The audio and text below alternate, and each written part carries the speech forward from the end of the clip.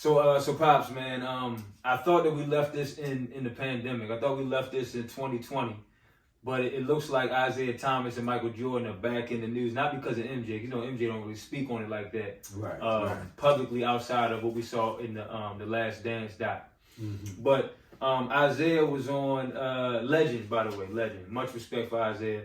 He was on Draymond Green's podcast recently, and Draymond asked him about the whole situation between the Chicago Bulls and the Pistons that year that the Pistons finally got the throne, right? Mm-hmm. They had won 2 back-to-back titles, and they were usually just beating up on the Bulls in the playoffs, physically. Right. I'm gonna say physically, because some of those series were pretty competitive. But you obviously you lived it live, in real time. You remember to this day, you still remember that series when the Bulls finally got over that hump and beat the Pistons. And instead of Isiah and the rest of the team shaking their hand and just giving some respect, kind of like a passing of the torch, I guess. Right. Instead of them going about it that way, they decided to duck the Bulls, to duck Mike, to duck Pippen and those guys, and go straight to the locker room. Now, Isiah always says he's not the one that orchestrated that, but I'm like, bro, you're the point guard. You were supposed to be the leader of the team. Leader of the team. And that's one of the problems that we have with the whole issue. You know? So they came up again on Draymond's podcast, and Draymond pretty much asked him if you could go back and do that all over again, would you do it differently? Given how much of an impact that's had up to this point, the fact that people are still talking about it all these years later. So what's your take on it? Well, with that series between the Bulls and the Pistons, the number of years that they had battles, especially when Michael Jordan was on the Bulls, there were 3 straight years that we got knocked out. The Bulls got knocked out in the playoffs against the Pistons. Okay. So the problem with that whole thing is that third time we got knocked out, it went to a 7-game series in the Eastern Conference Finals. So the Bulls came close to getting over the hump. We came close to getting them, but we ended up losing by maybe about 16 points, maybe. And that's what really hurt us. But understand, the Pistons still had a better overall team than us. But we had some young guys on our team, on the Bulls around that time, that were maturing now. Right. They were starting to develop, and they were really developing this fight type of mentality. Because Michael Jordan was imparting that in these guys. Because you got to understand, Pippen was young until he started developing and getting that confidence and being able to play against that kind of competition. Because as we know, the Pistons were dirty players. Oh yeah, some of them. I mean, and Bill Laimbeer, he was really a really dirty player, man. And I didn't care for him at all, to be honest with you. Now, we lost that game, and then we came back the next year, and we swept them. And that was why they probably were so mad that they decided they weren't going to be good sports after losing it. Now, when we lost that game in 7, we shook hands. Even after all the physical stuff that took place. Yeah, we still shook hands. Good sportsmanship is a good example for our young people and all that. But they chose to do it the other way. Now, Isiah tried to say Bill Laimbeer came up with the idea and told him the last minute that that's what they were going to do, and they didn't even look right doing it, man.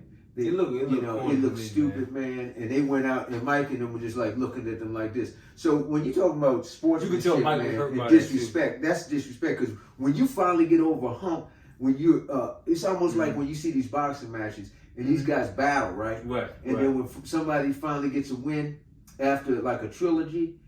You go over there, you give love to the other guy, you fought hard, you finally got over. But man, they were just so jealous of Michael, man, because he was such a dominant player. They felt like the only way they were going to stop him was to hurt him, foul him hard, while he was up in there. This dude was Air Jordan. He flew for a living, you know what I mean? This dude was always up in the air. And you can imagine, man, guys undercutting him, his career could have been over with. Oh, the stuff that was happening with that back then, if that was happening in today's game, you get kicked out the game. Yeah, I mean, these guys, man, you take a guy's legs from under him and he land on his neck or his head or that shoulder. Could be the end of your career. And yeah, it could be it, man. And, you know, you're messing with their money, you're messing with their careers. And that was one of the issues that we all had with it, man, because we want to see these guys compete. We don't want to see nobody get hurt. I mean, look at how we act towards the NBA players now that get hurt. Right. We see hard fouls. Right. We see that kind of thing. And why do you want to hurt a guy when we come in there, we paying to look at him to enjoy the competition, you know? So, I don't buy that stuff about, you know, what Isaiah's talking about. And then another thing that he said, because you did hear real quick, Pops, that he said in response to Draymond that he tried to he always seems to, and like I said, I like Isaiah. You know, people evolve, but he does seem to still try to downplay that whole situation. I'm not talking about the physicality of the series and the competition, but what you said, the fact that they decided to just walk right to the locker room and not, you know, show any type of respect after that series. He tries to downplay it, and when he was on Draymond's podcast, he did the same thing. He said, you know, it really wasn't even a thing. People made a big thing of it. He's like, if I would have known that it was going to be, you know, if people were still going to be talking about it all of these years later, then yeah, I wish I would have shook his hand. But it still doesn't. That didn't sound genuine to me. You're basically saying, the way I interpret that is, if the media or whoever wasn't focusing on it today, then you still see nothing wrong with what you guys chose to do.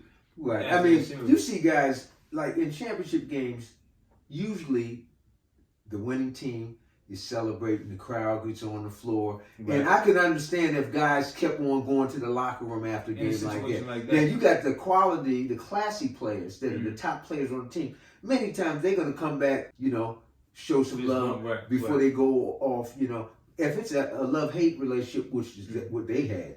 So I could understand them being like that. But see, the Bulls were classy. And they actually, when they lost the game 3, I mean the game 7 last year, the year prior to, they came to them, man, and, you know, gave it up to them, went on in the locker room. Now, if the Bulls, and I think from the you lived it, like I said, you were watching these games live. I'm lying. That was 1990. That was 91 when that happened. So I was 1. Yeah, so what was that? That was 91. Bulls won the first title when they lost. So they won their next title. Yeah, I'm saying 91 when this situation happened with the whole shaking of the hands thing.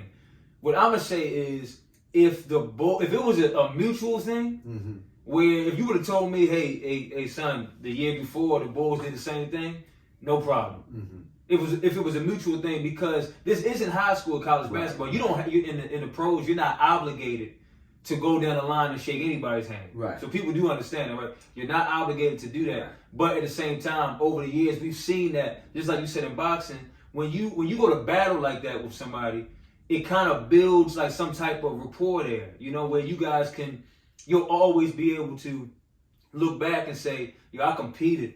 You know, blood, sweat, and tears against this person. And you're bringing the best out of the opponent, right? When you got 2 battles like that going on, when you bring the best out of, number one, the fans remember those battles. Yeah. Those battles go down in history, even if you won or lost, right? So that's why Muhammad Ali and Joe Frazier, those are so popular. Even though Joe lost more fights than Muhammad, but they still go down as some battles, man. Where you know, the Lakers and Boston Celtics, man. When you look back at what they've done over the years in their battles, you know, they go down in history, man. It's great series, right? So this could have been looked at the same way, but because it was some hate and all that stuff going on, and some of the players had a lot of dislike for Mike because of who he was and what he did for the game and the impact, and you know. But Isaiah, I've heard him in interviews, man, clearly say, "I was there, man." He said we were like kids, man, playing against this guy. So you can't say one thing and then you saying another thing and being disrespectful the next time.